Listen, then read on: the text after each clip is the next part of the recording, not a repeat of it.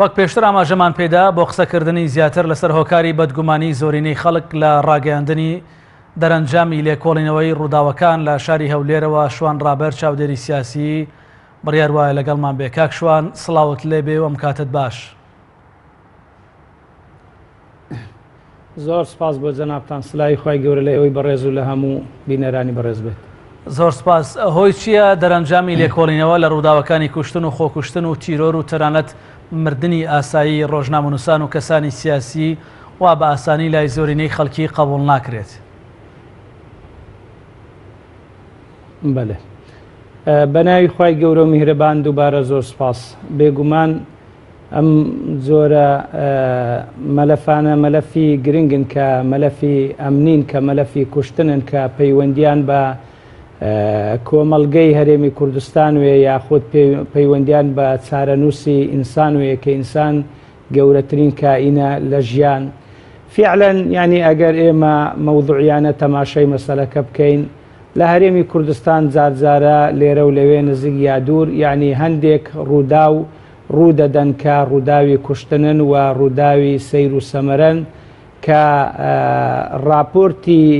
بە دوواداچوونی ئەمنیشی بۆ دەکرێت، بەڵام وەکو پێویست نەتیجەکەی کەشف ناکرێت بە غامزی و نادیاری دەمێنێتەوە، دەبێتە مای ئەوەی کە خەڵک دوودڵ و بەدگومان بی لە راپۆرتەکان یا لە بەدواداچوونەکان یا لە دەستگا ئەمنیەکان.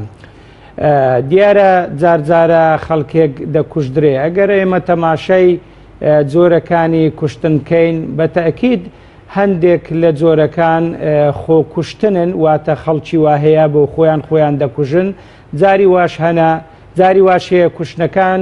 لەسەر کێشەی کۆمەڵاتیە، جاری واشەیە تۆڵەسەنەوەی بۆ نمونە کەسێک لە کۆنەوە کەسێکی کوشتووە لە دەرفەتێکدا ئەوەی تر دەکوژێتەوە، جاری واشەیە کوشتنەکان کوشتنی سیاسین. ئیدی بە هەر حاڵ ئەگەر بینە سەر هۆکارەکانی بەدگومانی خەڵک،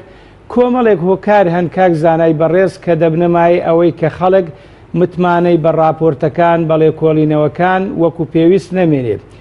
یەکێک لەو هۆکارانە ینی هەندێک جار تەماشە دەکەی جۆرێک لە غموضەت و نادیاری بە لێکۆڵینەوەکان بە نەتیجەکان وە دیارە. بۆ نمونە چەندا ڕوودا و تا ئێستا لە هەرێمی کوردستان ڕووی داوە، کەم ڕوودا و هەیە کە وەکو پیازی سپی پاک بخرێتە بەردەم خەڵک بڵێن فعلەن ئەو شتە لەسەر ئەوە بوو و ئەوە تاوانبارە و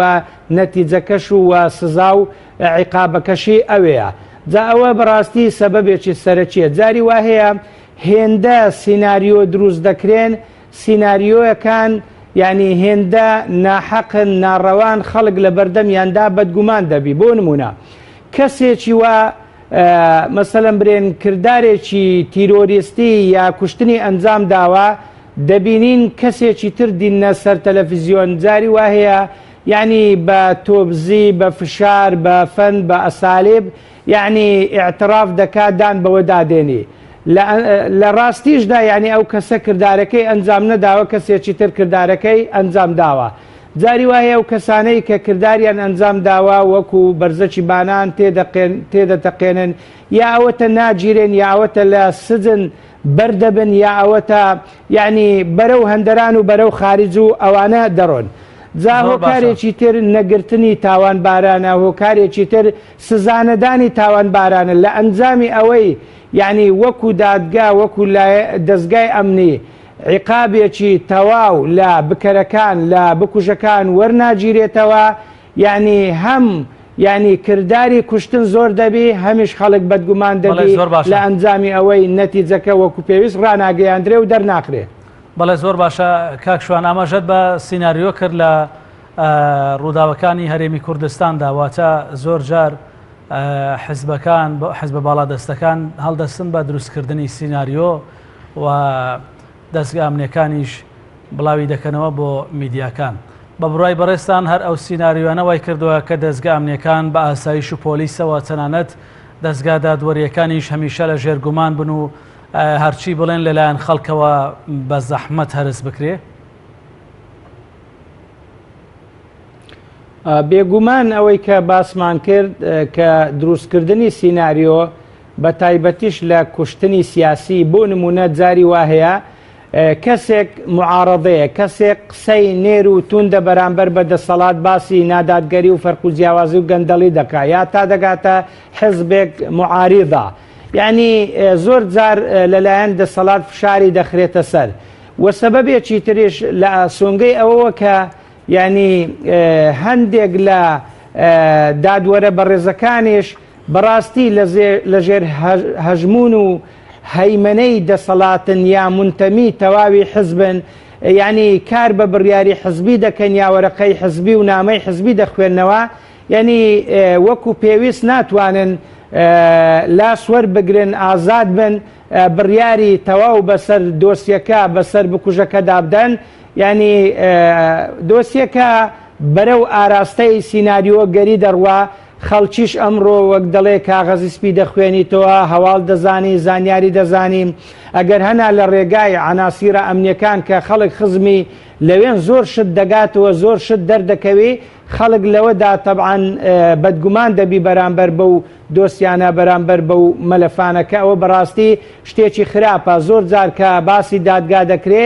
ینی کە سەر بەخۆیە ئمە ڕێزمان لۆ دادگایە وەکو پێویست سەر بەخۆ نیە هەمومان هیوا خوازین خۆزگە دەخوازیم یعنی دادوەر دادگا لە هەرێمی کوردستان سربەخۆبی سربەخۆبی هەم لە بەرژەوەندی دادگایە لە بەرژەوەندی دادوەرە لە بەرژەوەندی خەڵکی هەرێمی کوردستانیشە بەڵام کاتێک کە ینی حزب ینی هەیمەنە دەکا حزب تەدەخل دەکا بەتەئکید دۆسیەکان بە ئاراستەیەکی تردا دەڕواکە ینی نەتیجەیەکی سەلبی و نێگەتیفی لێ دەکەوێتەوە زۆر باشە لەم ڕوانەوە زیاتر ناگەینەوە ئەنجامەی کە پێویستە تا زووتر ئەو دەستگایانەی کە ناومان هێنان بە نیشتیمانی بکرێن و دەستی حیزب و کەسایەتیەکانی نێو حیزبیشان لێ دوور بکرێتەوە با ئەوە یەکێکە لە هۆکارەکان مادام گوتمان هەیمەنەی حزب لەسەر یعنی دام و دەستگاکان هەیە تەنانەت لەسەر هێزی پێشمەرگەی هەرێمی کوردستانیش هەیە کە لە مێژە هەولی ئەوە دەدرێ دەهۆڵی ئەوە دەکوترێکە یعنی هێزی پێشمەرگە بە نیشتیمانی بکرێ نەک هەر هێزی پێشمەرگە بەڵکو دەبێ هێزە ئەمنیەکانیش هێزە ئەمنیەکان و هێزی پێشمەرگە بە نیشتیمانیکردن مانای چییە؟ مانای ئەوەیە کە بە موەسسە و دامەزرایی بکرێ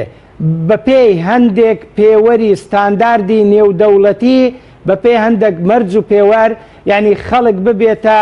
ئەندامی دەستگاکانی ئەمنی یا پێشمەرگەی هەرێمی کوردستان بە عەدالەت مامەڵەیان لەگەڵدا بکرێ مافی هەمان ڕەچاو بکرێ و دابین بکرێ بەڵام تا ئێستا ئەوەی کە هەیە لە هەرێمی کوردستان چ هێزی پێشمەرگەیە چه هێزی ئەمنیە بەڕاستی هێزی حزبیە یعنی ڕێزمان بۆ کەسێک تاکێک یا ئەفسەرێک لە دەستگاکانی ئەمن یاخود پێشمەرگەکە بێلایەنی خۆی دەپارێزی ینی هەڵوێستی باشە ینی بە شێوەیەکی دادگەرانە ستانداردانە مامەڵە دەکا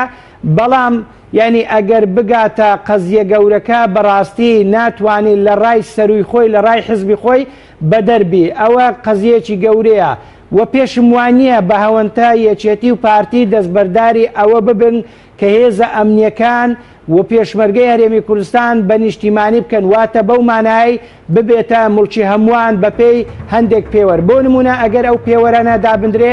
لەوانەیە کەسێکی بێلایەن بەپێی پێوەری شەهادا بەپێی پێوەری کەفاعەت بەپێی پێوەری خوبرا بەپێی پێوەری ئەسبەقیەت بەپێی کۆمەڵێک پێوەر ببێتە